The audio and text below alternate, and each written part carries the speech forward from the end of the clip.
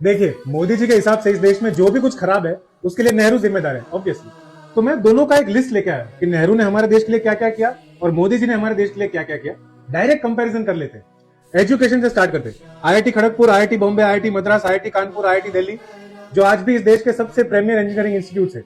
फिर जेएनयू, अभी की जो फाइनेंस मिनिस्टर है हमारी फेवरेट टाई, वो भी जेएनयू से ही पढ़ी हुई। फिर IIM Ahmedabad, IIM Calcutta, IIM Ahmedabad जो आज भी हार्वर्ड ऑफ एशिया की तरह जाना जाता है। हेल्थ केयर पे आ जाते हैं। एम्स दिल्ली भी नेहरू ने बनवाया था, जो आज भी इस देश का one of the best hospital है।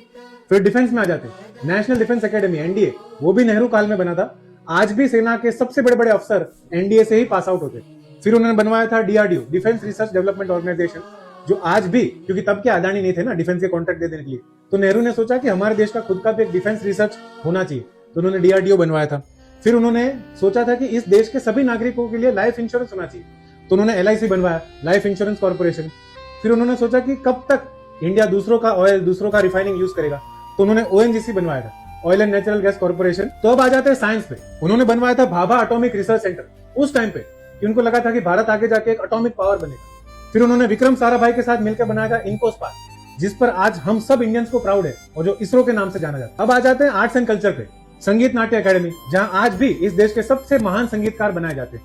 फिर NSD, national school of drama, जहां आज भी इस देश के सबसे महान एक्टर पढ़ के आते हैं, जैसे नसीरुद्दीन शाह, इरफान खान, नवाजुद्दीन सिद्दीकी, पंकज त्रिपाठी। इन सबको जो आपने देखा है वो एनएसडी के स्टूडेंट्स हैं।